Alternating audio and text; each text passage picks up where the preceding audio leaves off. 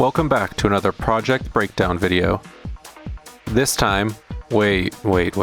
Something doesn't feel right. Oh yeah, that's better. Let's sink our teeth into this meaty remix of Cynthia Doll's Beautiful. It's the perfect blend of Cynthia's grunge house energy and my euphoric trance atmosphere. Time to get into it. Her vocal delivery is so good I had to highlight it. I pulled the Vox from the song using Demux and cleaned it up with some audio repair VSTs. You ask me how I've been, that question is so cringe. I'll take the gun and spin the wheel, pull the trigger for the thrill. I created some haunting reverse tails for lead-ins and transitions. The vocals are the focus most of the time, so I left them mostly unchanged during verses, but during the drops they get pumped with flux to groove along with the bass.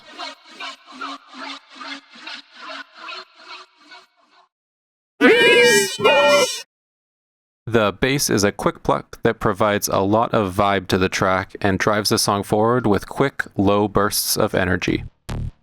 It gets processed through quad bass for light compression, saturation, and a mid boost. The low band is also sidechained to the kick for more low-end clarity. Quad bass was made with stringed electric bass in mind, however it has lived as a staple on my synth bass bus since its release. Drum bass. The drums are mostly TR-909 samples with lots of body. This song is at 145 BPM, which means chunky trance 4 on the floor goodness. There's a core thumping kick, a lot of hi-hats, and cymbal air,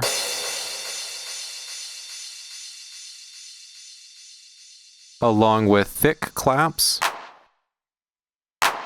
and snare. I also made a shaker pattern, as well as a breaks transition, and chopped them both for interest. The kit gets a dose of Loch Ness to crisp it up a little, as well as re-triggering from Glitch 2. Then, both the kick and kit get run through IHNY2 separately, so that the cymbal doesn't steal all the signal from the kicks. The wet value gets automated so that the parallel compression slams harder during drops. Let's start with the ARP, as that was one of the first things I wrote into this remix. Chords feed into a blue ARP, then that MIDI triggers a Renegade patch I made. There's heavy filter and resonance automation for that acid edge, and a decent spattering of Echo Boy and OTT to fill it out. ARPs with energy like this always get me smiling, and in my opinion are the perfect contrast to the grittier bass and hard synths. The pad complements the vibe the ARP is creating with a shimmering and airy atmosphere.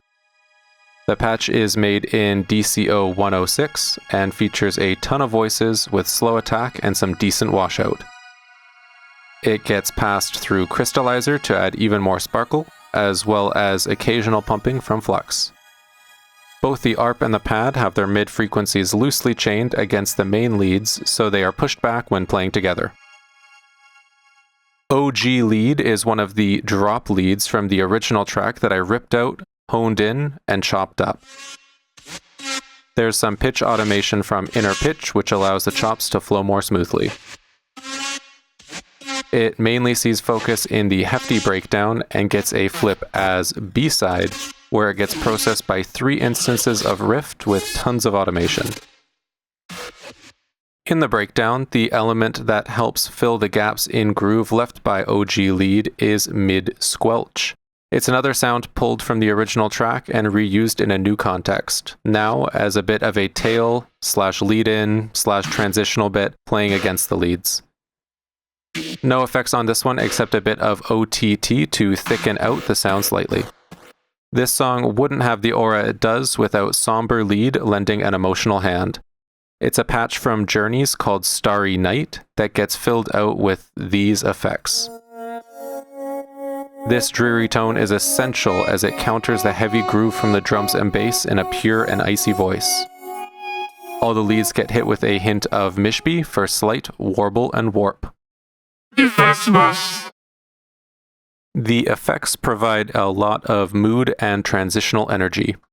Ambience started out as this chaotic mess of sampled audio from Jumble. Through passes on passes of all these effects, it finally ends up like this. It's automated in and out, but always present, which I think helps to center the piece. When creating my ambiences, I generally let creativity take hold and have no expectation of the result. Sometimes I'll get very far in and start to hate it, but I have all steps of sound design saved out, so I can always go back a few steps and continue from an earlier idea. The impact, as well as the riser, and quick riser, were all made in a similar fashion. Sample all or part of the project, then hit the result with rounds of effects. For risers and impacts, lots of automation is important, especially on the heavy reverbs and delays. I love having a white noise track in every song, but it's always a custom job. I start out with the built-in stereo white noise from Acoustica and build a really wide chord stack. Track length. Then it receives high and low filtering with Pro Q, where it's almost always automated for background movement. There's also a light touch of flux during drops for more prominent pumping action. Send effects! The send effects are responsible for gluing the mix together. TB Reverb, Acoustica Pro Studio Reverb, Classic Delay. All individual tracks get routed to these sends at differing amounts to bind everything. Then each send is sidechained lightly to the kick to improve overall clarity. I recommend using sends for anyone struggling with having all of your sounds feel like they're in the same space. Master. There's only a couple things on my master channel usually. The first is Transit 2, the continuation of Transit from Andrew Huang and Baby Audio. I think this is the first breakdown I've put out showing it, but it has replaced the original in all future projects, so expect to see it more. This patch is called Beauty and is a really effective washout for builds. The new effects I took advantage of in version 2 this time are the speaker and reverser, and I love experimenting with all the different effect combinations that exist now. The final VST is Ozone's Maximizer, which helps to tame stray peaks and bump everything up to the proper levels. That's it!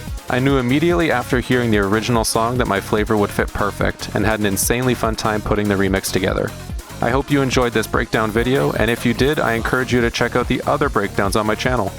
As always, let me know what you thought of the song and breakdown in the comments, and let me know if there's anything you'd like to see me dive deeper into. See ya!